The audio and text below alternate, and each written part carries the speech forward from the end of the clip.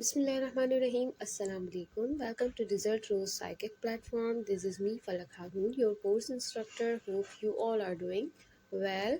तो आज का हमारा टॉपिक है मूड डिसऑर्डर, जिसमें हम डिस्कस करेंगे मूड डिसऑर्डर के बारे में, उसकी टाइप्स के बारे में, उसकी सिम्टम्स, कोजेज और ट्रीटमेंट्स के बारे में।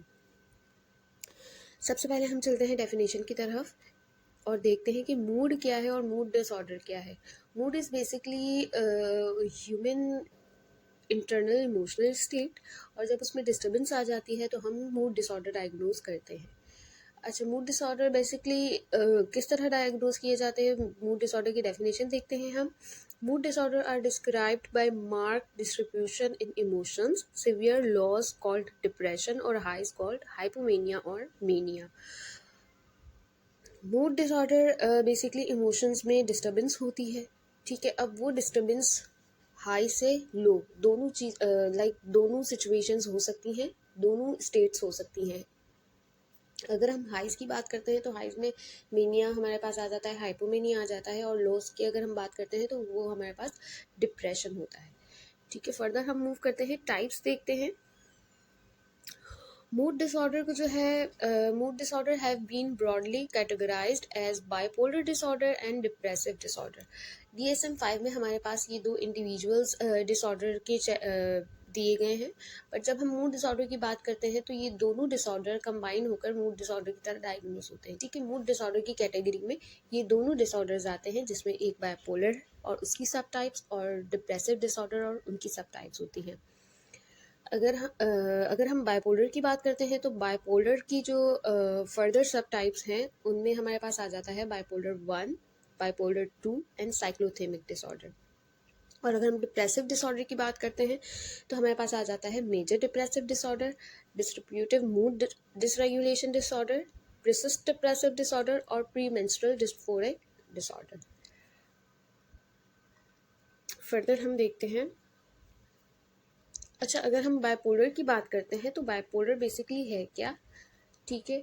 Bipolar is a serious mental illness that causes unusual shifts in mood ranging from extreme highs to lows, ठीक है। लाइक हमने पहले भी डिस्कस किया इस बात को कि एक्सट्रीम हाइज होते हैं और एक्सट्रीम लोज होते हैं, ठीक है ना। अब अनयूजुअल शिफ्ट्स आते हैं, फॉर एग्जाम्पल कि किसी एक बंदे का मूड कुछ टाइम के लिए बहुत अच्छा है, बहुत वो मैनिक स्टेट में है या बहुत हाइपोमैनिक स्टेट में है, कुछ टाइम वो उस स्टेट में रहता है और फिर वो डिप्रेसिव मूड की तरफ चला जाता है। तो ये इस तरह की स्टेट को जो है बाइपोलर में इस तरह की स्टेट होती है। जो बंदा बाइपोलर एक्सपीरियंस कर रहा होता है उसमें जो है इस तरह के वो जो है अनयूजुअल शिफ्ट्स जो है एक्सपीरियंस करता है। अगर हम डिप्रेशन की बात करें तो डिप्रेशन जो है बेसिकली जो है एक उसमें जो है फीलिंग ऑफ सैडनेस रहती है, लॉस ऑफ इंटरेस्ट रहता है, ठीक है। इसके डिप्रेशन की core features he loss of interest और सैडनेस है, ठीक है ना। और मेजर जब हम बात करते हैं मेजर डिप्रेसिव डिसऑर्डर की तो उसे क्लिनिकल डिप्रेशन भी कहा जाता है। फर्दर हम देखते हैं सब टाइप ऑफ बाइपोलर। बाइपोलर को हमने देखा कि बाइपोलर में जो है एक्सट्रीम हाइज और एक्सट्रीम लोज आते हैं। अगर एक्सट्रीम हाई की बात करते हैं तो हमारे पास मेनिया और हाइपोमेनिया आता है। अब मेनिया और हाइपोमेनिया की बेसिस पर ही हम जो है डिफ्रेंशिएट करते हैं बाइपोलर 1 को बाइपोलर 2 के साथ।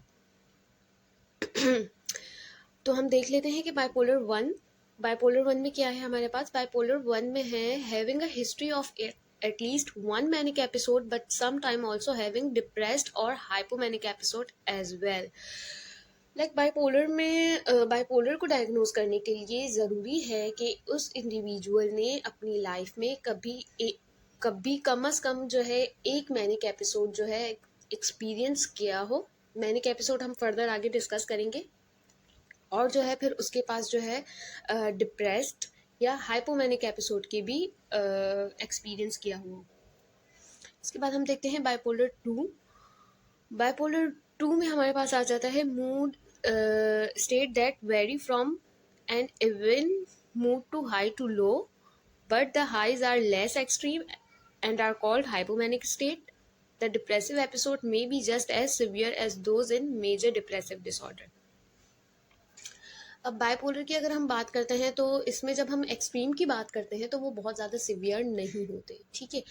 बहुत ज़्यादा सिवियर एक्सट्रीम आना बाइपोलर 1 में हुआ, जिसको जो है हम मैनिक एपिसोड कहेंगे। लेकिन वो जब एक्सट्रीम्स इतने हाई ना हो तो उसको हम हाइपोमैनिक कहेंगे, और बाइपोलर 2 में हमें जो है हाइपोमैनिक और डिप्रेसिव एपिसोड्स अगर कोई इंडिविजुअल एक्सपीरियंस कर रहा है तो हम उसे जो है बाइपोलर 2 डायग्नोज करेंगे। साइक्लोथेमिक disorder, more chronic mood instability, both highs and lows that are not as long, severe or frequent as those experienced in bipolar 1 और bipolar 2। अच्छा, हम एक क्विक सा जो है फिर से इन तीन सब टाइप में थोड़ा सा डिफ्रेंशिएट कर लेते हैं कि हम किस तरह के डायग्नोज कर सकते हैं 1, 2 और 3 साइक्लोथेमिक को किस तरह हम जो है डिफ्रेंशिएट कर सकते हैं। बाइपोलर 1 में हमारे पास जो है manic episode and depressive episode आ जाएगा। बाइपोलर 2 में हमारे पास हाइपोमैनिक और डिप्रेशन आ जाएगा, ठीक है। और साइक्लोथेमिक में हमारे पास जो है बोथ होंगे, लाइक हमारे पास एक्सट्रीम्स भी हाई भी होंगे और लो भी होंगे, लेकिन वो इतने ज़्यादा फ्रिक्वेंट नहीं होंगे, इतने ज़्यादा एक्सट्रीम नहीं होंगे, इतने ज़्यादा लॉन्ग नहीं होंगे जैसे कि बाइपोलर 1 और 2 में होंगे। लेकिन जो है साइक्लोथेमिक डिसऑर्डर का जो है अगर हम टाइम पीरियड की बात करें तो वो जो है 2 इयर्स का होगा, लाइक 2 साल से एक इंडिविजुअल जो है इस तरह की जो है हाइज एंड लॉज जो है अपनी लाइफ में जो है अपनी डेली लाइफ में एक्सपीरियंस कर रहा होगा। और बाइपोलर 1 और 2 में जो है टाइम पीरियड होता है जिसके बेसिस पर जो है इसे डायग्नोस किया जाता है। हम मैनिक और हाइपोमैनिक में किस तरह डिफ्रेंशिएट कर सकते हैं वो हम आगे देखेंगे। आई होप के बाइपोलर की सब टाइप आपको जो है क्लियर हो गई होंगी। इसके बाद हम देखते हैं सब टाइप ऑफ डिप्रेसिव डिसऑर्डर। अगर हम डिप्रेसिव डिसऑर्डर की सब टाइप के बारे में बात करें तो हमारे पास सबसे पहले आ जाता है मेजर डिप्रेसिव डिसऑर्डर, ठीक है। और इसको जो है क्रॉनिक डिप्रेशन भी कहा जाता है। और इसमें क्या चीज़ें होती हैं, इसमें लाइक हमारे पास 2 वीक्स का टाइम पीरियड होता है कि अगर कोई इंडिविजुअल 2 वीक्स तक ये वाली सिम्टम्स फील कर रहा है, इस तरह की कंडीशन में है, तो हम उसे जो है मेजर डिप्रेसिव डिसऑर्डर का डायग्नोज दे सकते हैं। अब हमारे पास जो है कुछ सिम्टम्स हैं जिसमें